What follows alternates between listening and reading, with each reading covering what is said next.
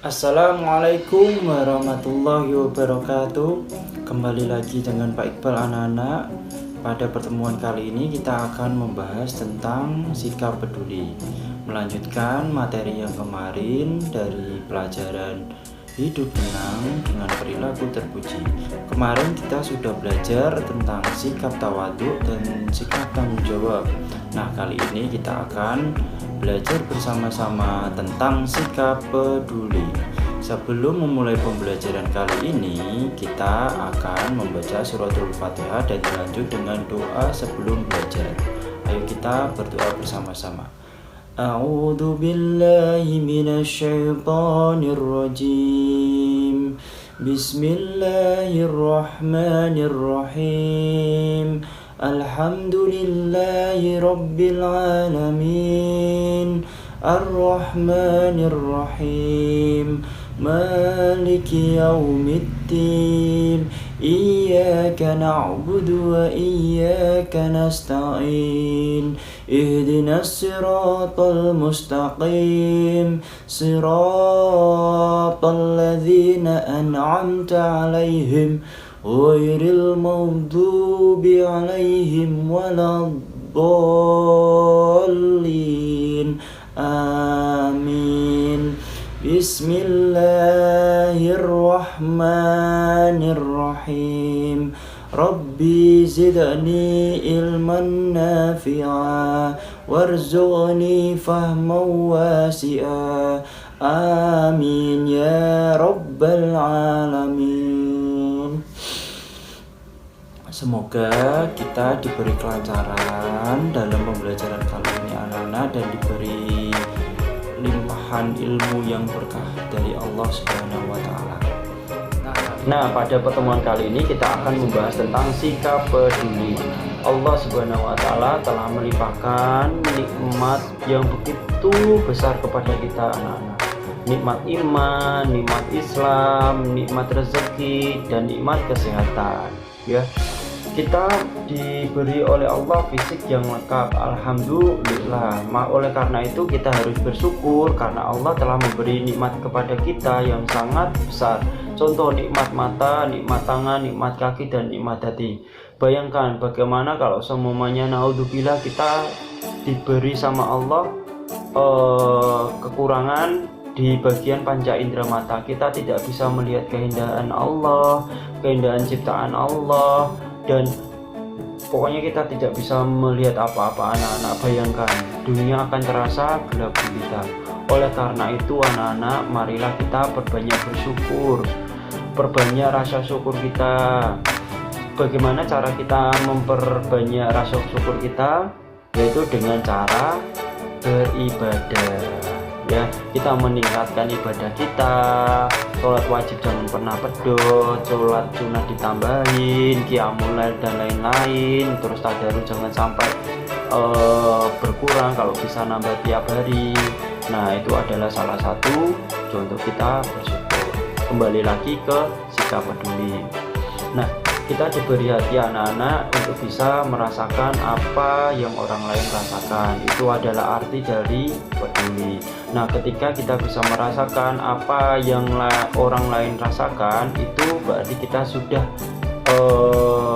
belajar bagaimana kita peduli terhadap orang lain. Contoh, apabila ada teman kita yang sedang sakit, kita harus menjenguk anak-anak. Kita harus menjenguk, kita harus memberikan support kepada teman kita agar tidak bersedih. Nah, kita akan membahas sikap peduli itu ya.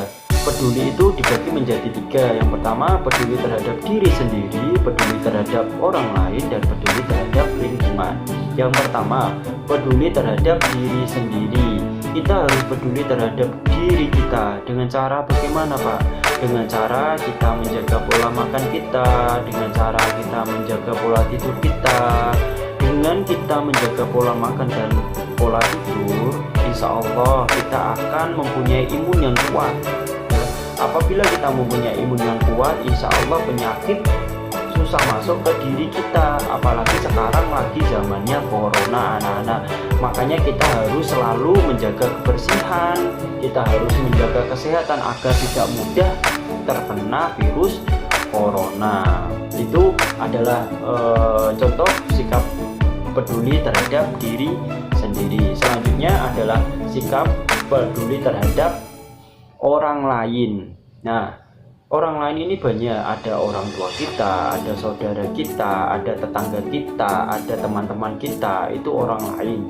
Nah, apabila kita melihat contoh ya, apabila kita melihat orang kita lagi kesusahan, contohnya lagi sakit, nah kita harus merawat orang tua kita. Nah, apabila orang tua kita lagi kesusahan, dalam arti semuanya lagi kecapean, kita yang membantu, contoh menyuci atau mengepel, membersihkan rumah, kita harus membantu dan meringankan beban orang tua kita. Nah, kalau kita sayang kepada orang tua kita, kita harus menghormati orang tua kita, menyayangi orang tua kita. Pokoknya intinya meringankan beban orang tua kita. Terus kalau ada teman kita yang lagi sakit, kita harus bagaimana kalau semuanya kita tidak bisa menyinggung, minimal kita mendoakan agar penyakit yang diterima oleh teman kita agar segera diambil oleh Allah Subhanahu wa Ta'ala dan teman kita diberi kesehatan. Itu adalah contoh sikap peduli terhadap orang lain. Nah, peduli ini bisa dalam bentuk tolong menolong. Nah, tolong menolong ini bisa tadi kita menolong orang tua, kita menolong teman. Nah, apalagi kalau semuanya ada teman yang sedang kesusahan, kita harus menolongnya. Nah, tapi dalam tolong menolong ini kita harus bisa memilah dan memilih bagaimana dan apa saja yang tolong menolong yang diperbolehkan dan tidak diperbolehkan.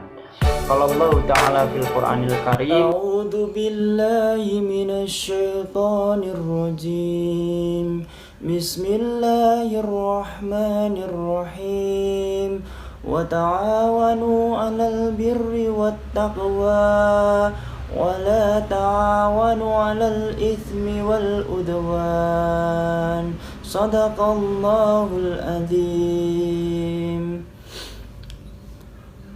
Dari ayat ini kita tahu bahwa tolong menolong itu tidak boleh sembarangan, karena kita tidak boleh tolong menolong dalam keburukan.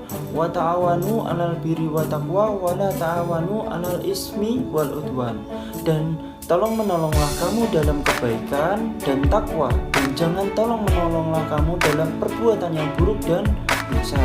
Jadi anak-anak, kita tidak diperbolehkan tolong menolong dalam keburukan, dan kita dianjurkan untuk tolong menolong dalam kebaikan. Contoh, tolong menolong dalam kebaikan dan tolong menolong dalam keburukan. Tolong menolong dalam kebaikan sangat banyak anak-anak. Apabila ada teman kita yang sakit, kita bisa menjenguk, atau ada teman kita yang menangis atau berkelahi, kita melerai. Itu adalah tolong menolong dalam kebaikan.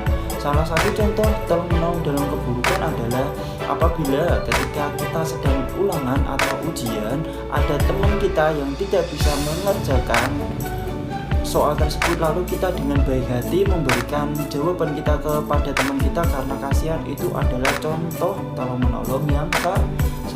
Itu tidak boleh. Nah, terus kalau semuanya teman kita nilainya jelek gimana, Pak? Ya nggak apa-apa, itu berarti resiko teman kalian sendiri karena dia tidak mau belajar. Nah, yang terakhir atau ketiga adalah sikap peduli terhadap lingkungan. Kita harus peduli terhadap lingkungan anak-anak ya. Contohnya kita membuang sampah pada tempatnya, kita sering membersihkan kamar tidur, kita membersihkan ruang kelas, kita membersihkan halaman di rumah dan di sekolah. Itu adalah contoh-contoh sikap peduli kita terhadap lingkungan. Apabila kita tidak peduli terhadap lingkungan, maka itu nanti bisa berdampak kepada diri kita sendiri anak-anak. Contohnya apabila kita tidak membuang sampah pada tempatnya, lalu kita membuang sampah sembarangan, contoh di selokan, nanti sampah bertumpuk di selokan itu, dan ketika hujan air tidak bisa mengalir karena tumpukan sampah itu, langsung bisa terjadi banjir. Kalau semuanya banjir, siapa yang repot anak-anak? Diri kita sendiri. Oleh sebab itu kita harus peduli terhadap lingkungan dan alam mungkin itu saja yang bisa Pak Iqbal sampaikan. Jadi anak-anak, kita tadi sudah belajar bersama-sama dan kita dapat simpulkan bahwa sikap peduli itu ada 3. Yang pertama, peduli terhadap diri sendiri, peduli terhadap orang lain, dan peduli terhadap alam sekitar. Jadi anak-anak, kita sebagai manusia harus saling tolong-menolong, harus saling peduli terhadap sesamanya, sesama manusia dan lingkungan. Ya, karena semua yang ada di bumi ini hanya titipan Allah Subhanahu wa taala. Kita semuanya tidak memiliki apa-apa. Nah, mungkin itu saja yang bisa Pak Iqbal sampaikan. Kurang lebihnya Pak Iqbal mohon maaf. Semoga pembelajaran kali ini bermanfaat buat kita semuanya. Semoga kita semuanya dilancarkan rezekinya. Semoga kita semuanya nanti dikumpulkan di surganya Allah Subhanahu wa taala. Amin amin ya rabbal alamin. Sebelum menutup pembelajaran kali ini, mari kita bersolawat bersama-sama. Allahumma sholli ala Muhammad ya Rabbi sholli alaihi wasallim. Mari kita tutup pembelajaran kali ini dengan bacaan hamdalah bersama-sama. Alhamdulillahi rabbil alamin. Assalamualaikum warahmatullahi wabarakatuh.